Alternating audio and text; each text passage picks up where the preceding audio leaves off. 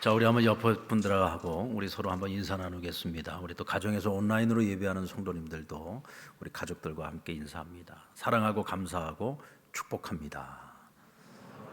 감사하고 축복합니다. 우리 함께 힘내십시다. 우리 함께 힘내십시다. 스페인이 낳은 첼로의 성자 파블로 카잘스는 어릴 때부터 첼로의 신동으로 칭송을 받았습니다. 그는 13세 때에 우연히 헌책방에서 바흐의 무반주 첼로 모음곡 필사본을 발견하게 됩니다. 하지만 그는 서둘러서 그 곡을 발표하지 않았어요. 자신이 완전해질 때까지, 이 곡을 정말 완벽하게 소화해서 이것을 발표할 수 있을 때까지 무려 12년을 기다렸습니다. 25세 되던 해에 이 불멸의 명곡을 완전한 영주 형태로 세상에 공개하게 되었고요. 비로소 바흐의 불멸의 명곡은 카잘스로 인해서 세상에 빛을 보게 되었습니다. 여러분들, 지혜자는 말합니다. 범사에 기한이 있고 천하만사가 다 때가 있다. 이 무슨 뜻입니까? 기다릴 줄 알아야 된다는 얘기예요. 서두르지 말라는 겁니다. 모든 일에는 때가 있고 또 모든 사람들에게 때가 있다는 거죠. 그 때가 올 때까지는 기다려야 한다는 것입니다. 만약에 파블로 카잘스가 바흐의 필사본을 발견한 그 기쁨을 주체하지 못해서 자신이 충분히 준비되지 못했는데도 불구하고 성급하게 발표를 했다고 한다면 어쩌면 사람들에게 전혀 이 곡을 연주하고도 감동을 주지 못한 채 이 불후의 명작이 사장되었을 수도 있었습니다. 하지만 13세 소년, 이 어린 소년이었지만 12년이라는 긴 시간을 기다리면서 준비했습니다. 그렇게 해서 발표를 했을 때 불후의 명곡을 세상에 감동적으로 사람들에게 알릴 수 있었던 것이죠. 알렉산더 듀마는 인간의 지혜는 단 두 가지 단어, 기다림과 희망이라고 하는 단어로 집약된다고 했습니다. 기다림과 희망은 서로를 지탱해 주는 단어죠. 여러분들, 기다린다고 하는 것은 무엇이 있기 때문이죠? 희망이 있기 때문이잖아요. 또 희망이라고 하는 것은 우리로 하여금 기다림을 가능하게 해주는 것입니다. 아무런 희망도 없는 사람이 무엇을 위해서 기다리겠습니까? 뭔가 우리가 바라고 있는 희망, 이루어질 수 있는 가능성 있는 희망, 그 희망이 있기 때문에 우리가 인내하고 견디면서 기다리는 것입니다. 자, 오늘은 대강절 첫 번째 주일입니다. 이 대강절이라고 하는 절기는 이 세상에 빛으로 오신 아기 예수의 탄생을 우리가 설레이는 마음으로 기다리고 준비하는 기간입니다. 이 기다림의 절기는요, 성탄절의 그 기쁨을 기대하고 소망하면서 우리가 설레이는 시간이 설레이는 시간. 오늘날 저와 여러분이 성탄절을 우리가 기다릴 때 이와 같이 설레이는 마음을 가지고서 기다릴 수 있는 이유가 뭘까요? 그것은 우리가 분명한 날짜를 정해놓고 그 날짜를, 정해진 날짜를 기다리기 때문이에요. 그날이 언제입니까? 12월 25일 주님이 오신 성탄절입니다.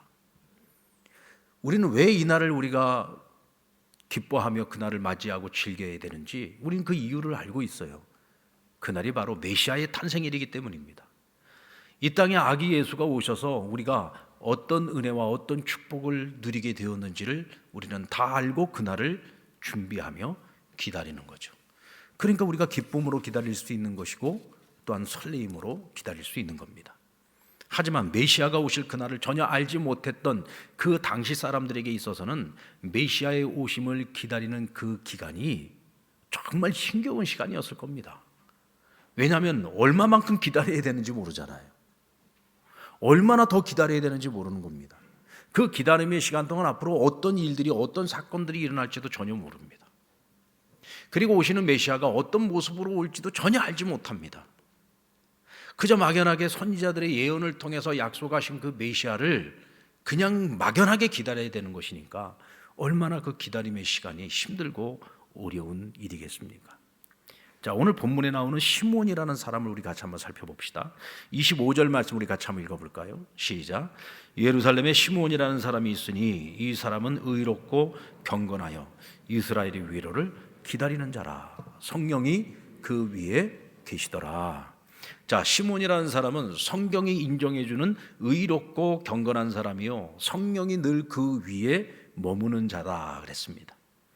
자, 그런데 그가 오늘 이스라엘의 위로를 기다리는 사람이라고 했어요. 자, 이스라엘의 위로를 기다리는 사람이다. 이 무슨 뜻일까요? 하나님께서 선지자들을 통해서 약속하셨던 인류를 구원하시기 위해서 오시는 메시아. 그러니까 그는 메시아 대망 사상을 가지고 있었던 사람이에요. 하나님께서 약속하신 것이니까 반드시 이루어질 것이다. 그러니 세상을 구원할 메시아, 이스라엘을 구원할 메시아, 그가 오기를 간절히 기대하고 소망하는 마음을 가지고 늘 기도하면서 기다렸다는 거죠. 그리고 26절 말씀을 같이 한번 보겠습니다. 시작. 그가 주의 그리스도를 보기 전에는 죽지 아니라 하는 성령의 지시를 받았더니. 자, 성령이 항상 함께하고 머무는 사람이 시므이인데, 이 시므이에게 어느 날 성령이 지시해 줬어요. 뭐라고 지시를 해줬느냐? 내가 그리스도를 보기 전에는 절대로 죽지 않을 것이다. 다시 말하면 너의 생전에 메시아가 오는 것을 볼 것이다, 그리스도가 오는 것을 볼 것이다 라고 약속을 받았다는 거예요. 그 희망, 그 약속을 붙들고 그는 기다림의 시간을 보낼 수 있었던 겁니다. 그가 기다린 기다림의 시간은 얼마 정도의 기간이었을까요? 우리가 그것을 정확하게는 알 수 없습니다만은 추측할 수 있는 것은 절대로 짧은 시간은 아니었을 거라는 거예요. 하나님께서 우리에게 미리 약속을 주시고 우리를 기다리게 하실 때에는요, 그 기다림의 시간이 절대로 짧지 않습니다. 아마 저와 여러분이 이미 익히 다 경험해 본 일일 거예요. 절대로 그 기다림의 시간은 짧지 않습니다. 우리의 입장에서 볼 때에는 항상 그 시간은 긴 시간입니다. 하나님께서는 기다림이 얼마나 힘들고 어려운 시간인지를 잘 알고 있어요.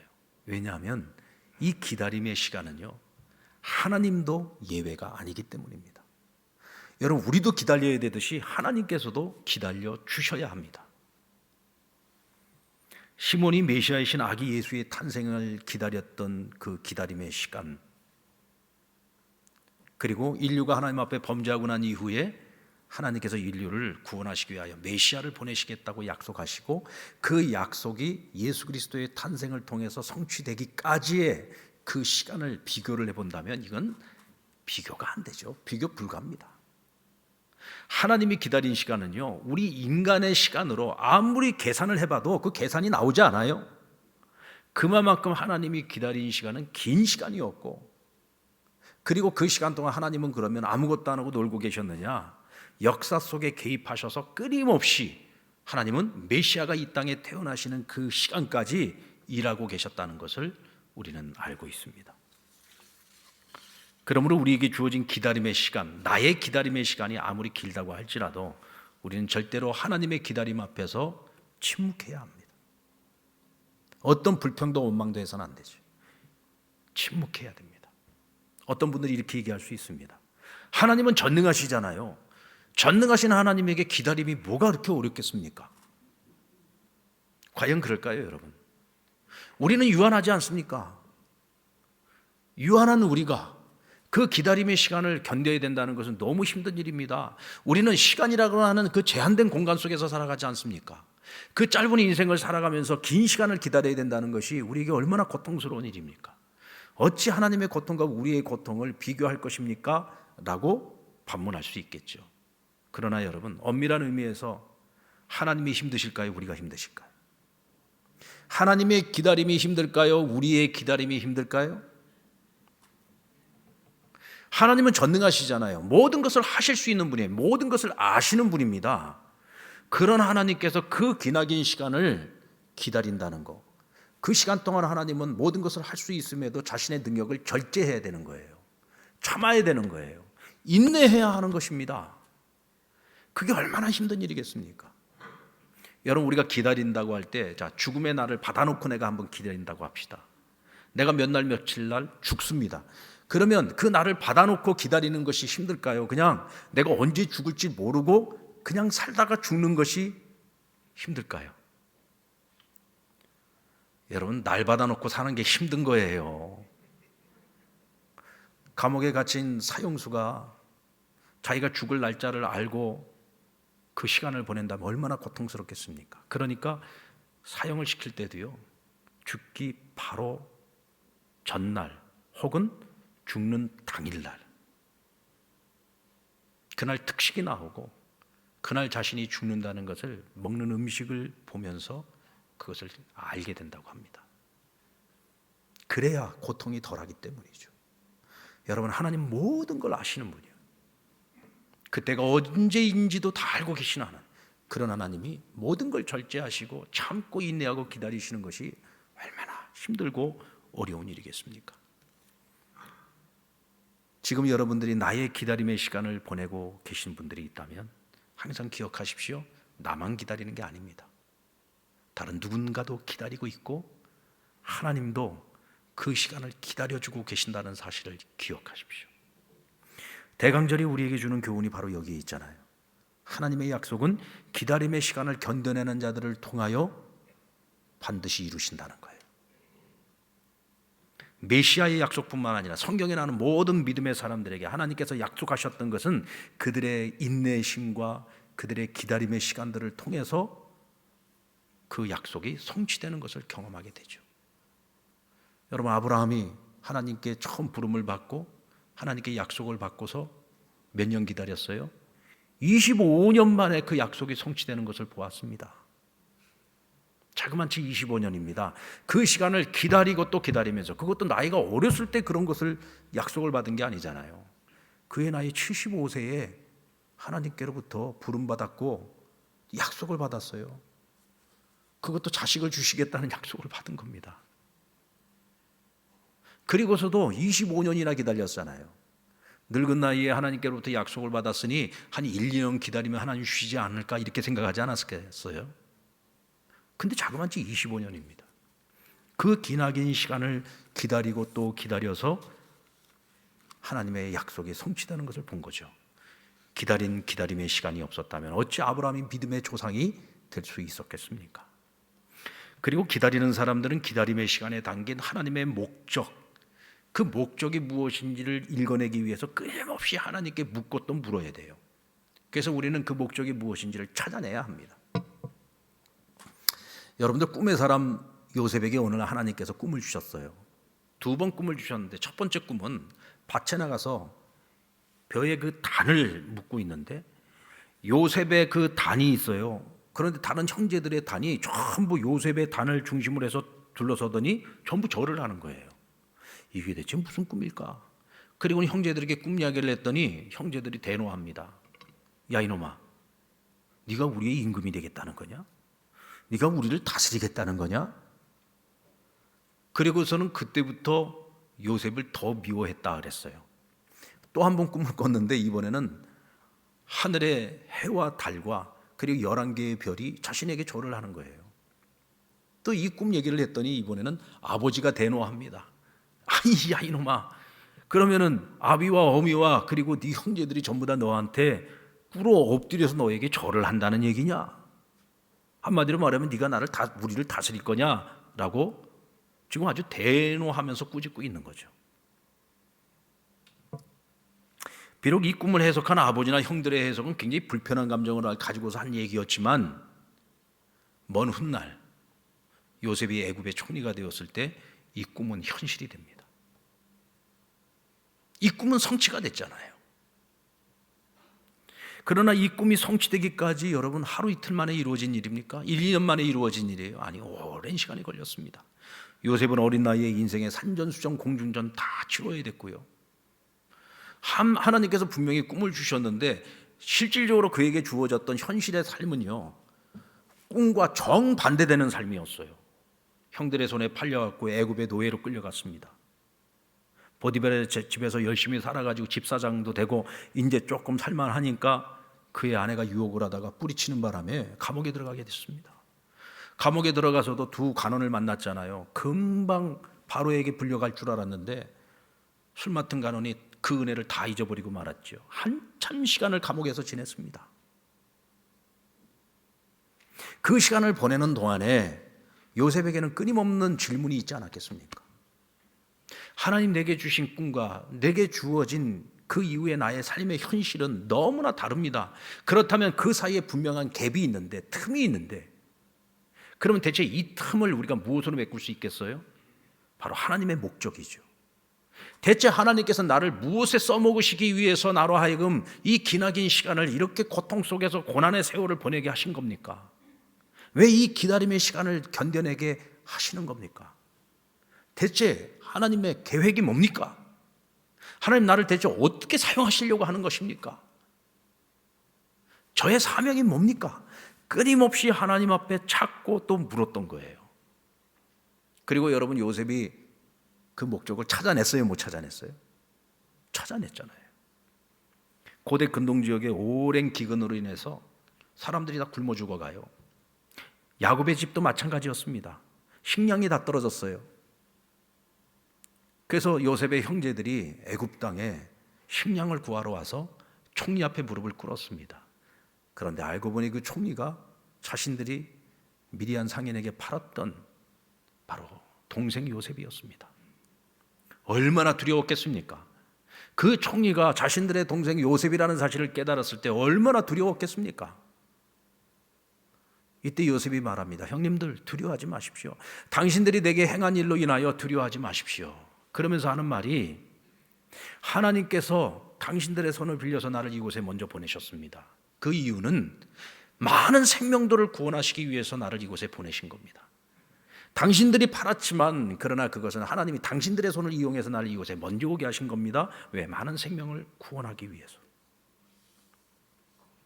자신의 사명을 깨달은 거죠. 왜 하나님께서 그 기나긴 시간, 그 고생 끝에 기다리게 하셨는지 그 이유를 분명히 깨달은 겁니다. 자신의 사명을 깨달은 거죠. 그리고 창세기 45장 8절 말씀 우리 같이 한번 볼까요? 시작. 그런즉 나를 이리로 보낸 이는 당신들이 아니요 하나님이시라. 하나님이 나를 바로에게 아버지로 삼으시고 그 온 집의 주로 삼으시며 애굽 온 땅의 통치자로 삼았나이다. 형님들, 그때 내가 꿈꿨을 때 당신들이 뭐라고 했어? 나를 얼마나 비웃었습니까? 그런데 보시오, 하나님께서 그 꿈을 이루셨습니다. 저로 하여금 바로의 아비가 되게 하시고, 저로 하여금 이 애굽의 온 땅과 그리고 온 세상을 다스리는 주요 통치자로 삼지 않으셨습니까? 실질적으로 여러분, 애굽의 왕은 바로였잖아요. 당시에 요셉의 나이가 30입니다. 30밖에 안 됐어요. 그런데 하나님께서 나를 바로의 아비가 되게 하셨다는 거예요. 그만큼 이 애굽 땅에서 어찌 보면은 바로보다도 이 통치권 그 자체로 보면은 요셉이 더 위에 있었다는 얘기예요. 그만큼 요셉의 영향력, 그의 그 지도력이 그만큼 막강했다는 얘기죠. 하나님께서 이 모든 것을 성취하셨다는 거예요. 하나님이 꿈을 주셨고 나는 단지 기다렸을 뿐이요, 그 자리에서 최선을 다했을 뿐인데 이 모든 것을 이루신 분은 하나님이십니다 라고 고백을 하고 있는 거죠. 여러분, 기다림 속에서 하나님의 뜻을 깨달은 사람들은요, 어떤 성공을 이루고 어떤 성취를 이루어도요 절대로 교만하지 않습니다. 왜냐하면 내가 한 것이 아니요 하나님이 하셨고 이 모든 것이 하나님의 섭리임을 알기 때문이죠.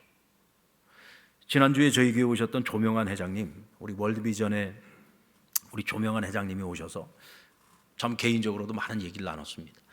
그분하고 같이 대화를 나눈 중에도 제가 그분에 대한 어떤 감정을 느꼈느냐면, 참 저분은 겸손한 분이구나. 저만한 위치까지 올라갔으면 참 교만해질 만도 한데 참 겸손한 분이구나. 어린아이 같은 분이구나. 그리고 또 한 가지 깨달은 건 뭐냐면, 저분은 사명을 위해서 살아가는 분이구나 라고 하는 것을 깨달았어요. 이분 말씀이, 자기는 정말 자기 얘기를 남들 앞에서 하는 거 싫었답니다. 근데 우연치 않게 어쩔 수 없는 자리에서 자기가 자기 얘기를 간증을 하는 시간을 갖게 되었는데, 자기는 그게 한두 번 하고 끝날 줄 알았대요. 근데 그 간증을 듣고 은혜 받은 사람들이 이제 막 입소문이 퍼지기 시작을 하면서 결국은 다니엘 기도회에 강사로까지 가게 되었는데, 자기는 그 다니엘 기도회에 갈 때 그렇게 전국적으로 그리고 전 세계적으로 이것이 방송이 되어서 나가는 줄 몰랐답니다. 그냥 오륜교회라거나 한 교회에 뭐 금요 초대 정도에 이렇게 강사로 가는 건 줄 알고 와서 보니까 이게 전국적으로 전 세계적으로 나가는 방송이더라는 거예요. 만약에 자기가 그걸 알았었다면 절대로 여기 오지 않았을 거라는. 왜? 자기 옛날 이야기 참 부끄러운 얘기예요. 어렸을 때 맨날 꼴찌했다는 얘기 뭐 사람들한테 뭔 좋은 얘기라고 이렇게 그 얘기를 하고 싶겠어요. 근데 하나님께서 그렇게 하게 하시더라는 거예요.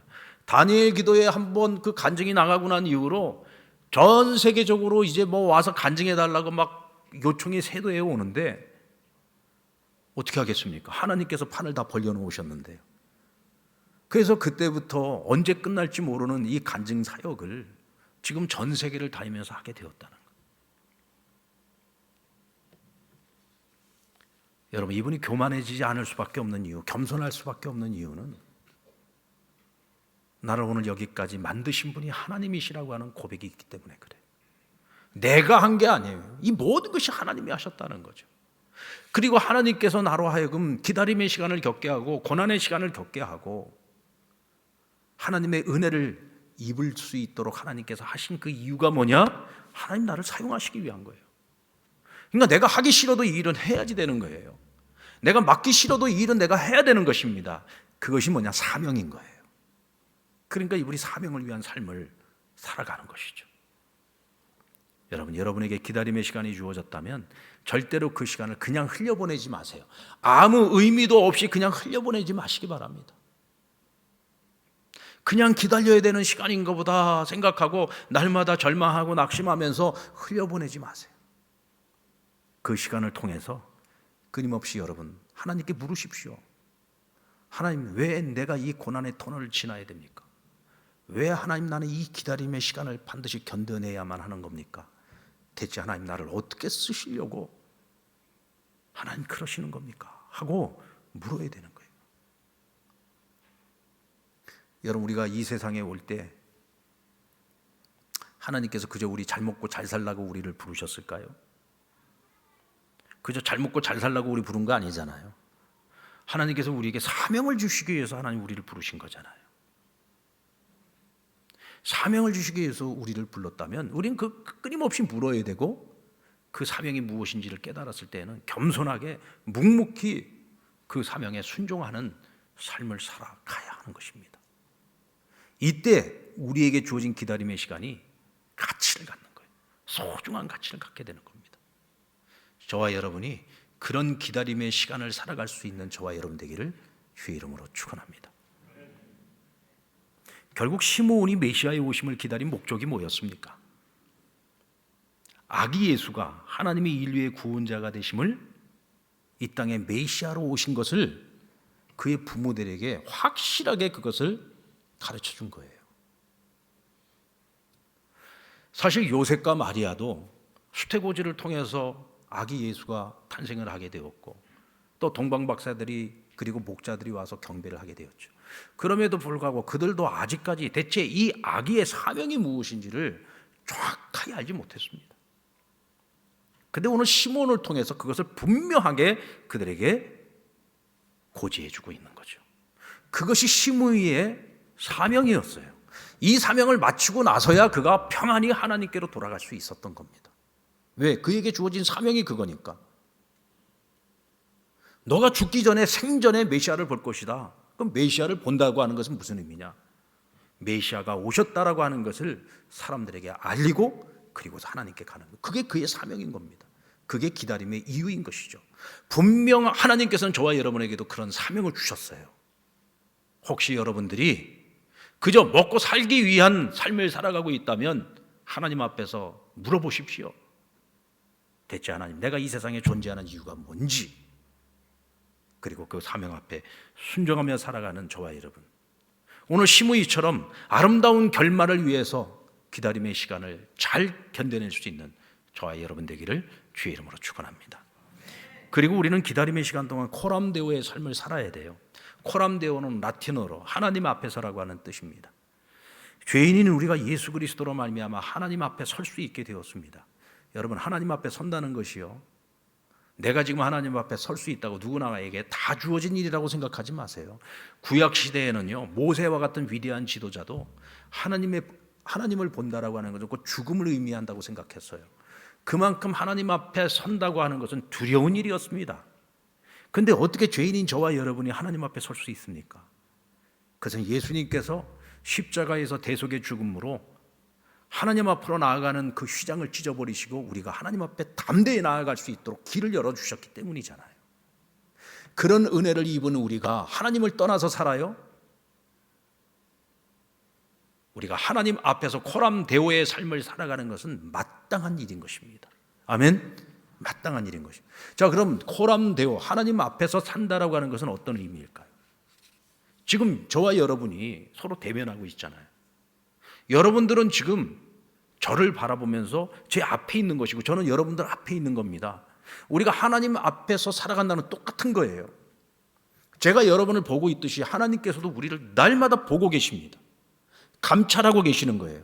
우리가 무슨 생각을 하고 있는지, 어떤 마음을 품고 있는지, 우리가 어떤 말을 하면서 살고 있는지, 어떤 계획을 가지고 우리가 무엇을 위해서 살아가고 있는지, 우리가 어떤 행동을 하고 있는지 하나님 다 보고 계신단 말이죠. 그런 하나님 아버지 앞에서 우리가 부끄럽지 않은 삶을 살아가야 된다는 거예요. 그래서 항상 나를 바라보면서 하나님 앞에 윤리적으로 나는 과연 합당한 삶을 살아가고 있는지도 돌아볼 수 있어야 되는 겁니다. 그래야 우리가 하나님 앞에서 죄 짓지 않고 살아갈 수 있는 거죠. 요셉은 어렸을 때부터 아버지 야곱으로부터 하나님의 약속, 아브라함에게 주셨던 약속, 그 약속을 듣고 약속을 바라보고 거기에 희망을 두고 살았던 사람입니다. 비전이 있는 사람이었다는 거죠. 하나님이 주신 꿈을 가지고 살아가는 사람이었어요.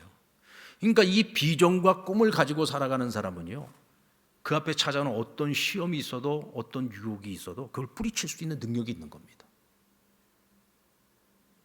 보디발의 아내가 그를 유혹했습니다.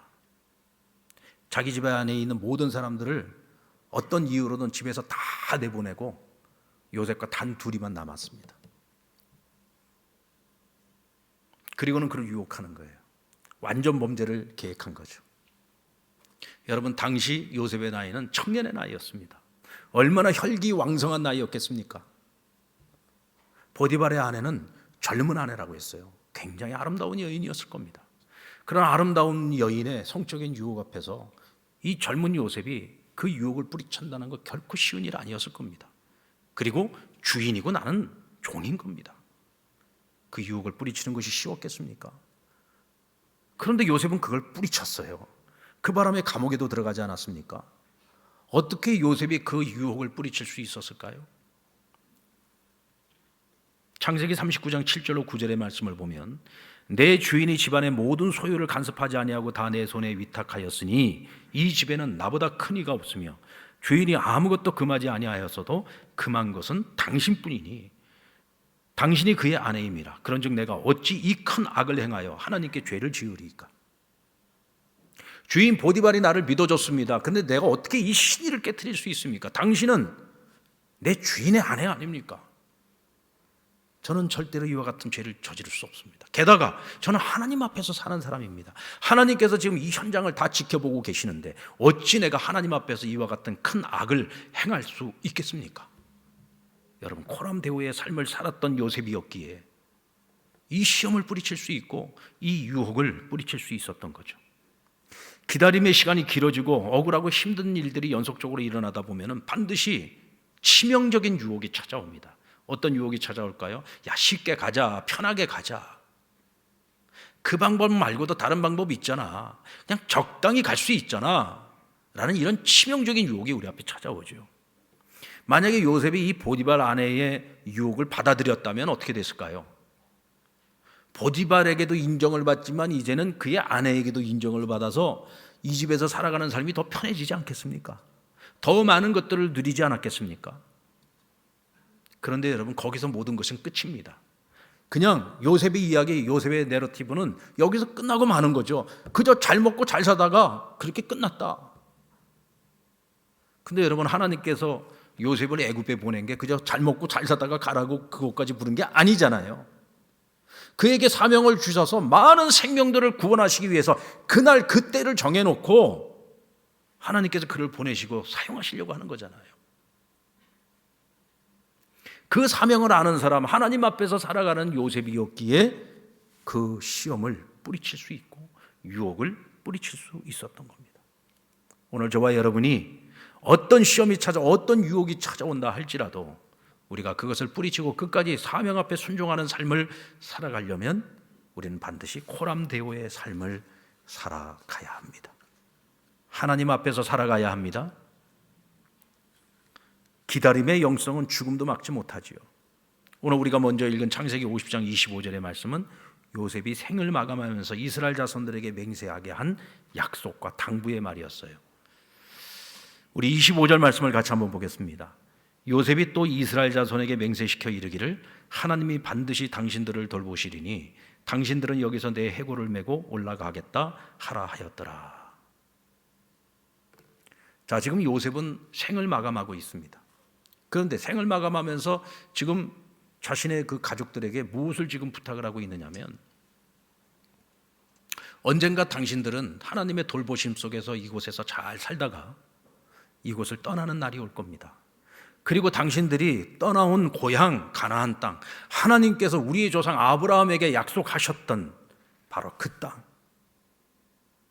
그곳으로 당신들은 돌아가게 될 겁니다. 그날에 반드시 내 해골을 메고 가서 우리의 조상들의 묘인 막벨라 굴에 나를 안치해 주십시오라고 부탁을 하고 있는 거예요. 어렸을 때부터 아버지 야곱의 사랑을 많이 받으면서 자랐던 요셉입니다. 그는 아버지 품에서 조상들의 이야기를 들었겠죠. 하나님께서 아브라함에게 약속하실 때에 큰 민족을 이룰 것이다. 그리고 내가 약속한 그 땅을 너에게 줄 것이다. 그리고 너의 후손들에게 줄 것이라고 약속을 했어요. 그런데 그 일이 이루어지기까지 남의 나라에서 430년 동안 종살이를 하게 될 것이고, 때가 되면 그곳에서 나와 그 약속의 땅에 들어가게 될 것이다. 그 약속을 요셉은 마음에 품고 살았습니다. 지금 죽음이 임박했을 때에 그는 자기 눈으로 그 약속이 성취되는 것을 보지 못하고 세상을 떠나는 거죠. 죽음을 맞이하는 거죠. 그러나 그는 몸은 죽을지라도 하나님께서 그들의 조상 아브라함에게 주셨던 그 비전, 그 약속은 죽지 않은 거예요. 여전히 그것을 가지고 있는 것입니다. 그러니까 내가 죽어서도 그 해골이라도 가져다가 그곳에 묻어달라는 거죠. 그것은 곧 자신의 죽음을 통해서 이스라엘 백성들에게 무엇을 주는 거예요? 비전을 제시하고 있는 겁니다. 소망을 제시하고 있는 거죠. 여러분, 살아있어도 비전이 없는 사람은 죽은 사람이요, 죽어도 비전을 가지고 있는 자는 그것은 죽음이 아니라 살아있는 것입니다. 요셉의 무덤은 오늘 저와 여러분에게 그것을 증거해 주고 있습니다. 결코 죽음도 비전과 사명은 꺾을 수 없다는 것을 우리에게 말씀해 주고 있는 거죠. 존 로이드 존 미치슨의 동물 상식을 뒤집은 책이라는 책이 있는데, 이 책에 보면 당나귀에 관한 얘기가 나옵니다. 여러분들, 이 사진의 인물이 바로 당나귀입니다. 여러분들, 만약에 여기에 지금 말이 딱 100마가 있다고 한번 생각을 해보십시오. 여러분들 보시면서 참 멋있네 이러실 거예요. 근데 당나귀를 보면서 뭐야 저거, 참 초라하잖아요. 그것도 지금 제일 잘생긴 당나귀입니다. 저게 당나귀 중에서도 갑이에요. 아주 잘생긴 당나귀요. 보통 당나귀는 아주 초라하게 생겼습니다. 그런데 여러분, 예수님께서 예루살렘에 입성하실 때 당나귀도 그냥 당나귀가 아니라 어린 나귀를 타고 들어가셨다고 했어요. 왜 예수님께서 이제 이 구속사의 이 공생애의 사역을 마치시기 위해서 예루살렘에 입성을 하시는데 개선장군처럼 뭐 신마를 타고 들어가시든지 할 것이지 왜 저런 초라한 어린 나귀를 타고 들어가셨을까? 여러분, 궁금하지 않습니까? 아마도 여러 가지 이유가 있겠지만 오늘 이 책의 내용을 보면은요, 당나귀에 대한 특성에 대해서 이야기를 하고 있는데 한번 잘 들어보세요. 당나귀는 고집스럽다고들 하지만 실제로는 위험에 굉장히 민감한 동물이고 상당히 침착한 동물이라는 거예요. 그리고 당나귀는 말 같은 경우는 놀라면은 막 그냥 달아나 버리는데, 당나귀는요 아무리 놀라도 꼼짝 않고 그 자리에 서서 크게 울기만 한답니다.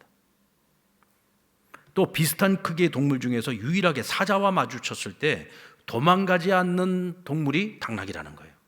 이놈이 미련해서 도망을 안 가는 건지 아니면 자신이 있어서 도망을 안 가는 건지 모르겠습니다만은 사자를 만나도 도망을 안 간대요. 그러니까 아프리카에서는요, 소떼를 지키는 동물로 당나귀를 쓴다는 거예요. 그것은 아마도 당나귀가 용감하기 때문이 아닐까라는 생각이 들어요. 어떤 들짐승이 양떼나 소떼를 물어가려고 해도 그것을 당나귀가 지켜낸다는 거예요. 그리고 여러분, 개들이 제일 무서워하는 게 당나귀랍니다. 왜냐하면 당나귀는 뒷발차기의 명수이기 때문이죠. 자, 오늘 이 책에서 말하고 있는 이 특징만 가만히 생각을 해보면 뭐 여러 가지 이유가 있겠습니다만은 예수님께서 어린 나귀를 택하셨던 이유가 뭘까?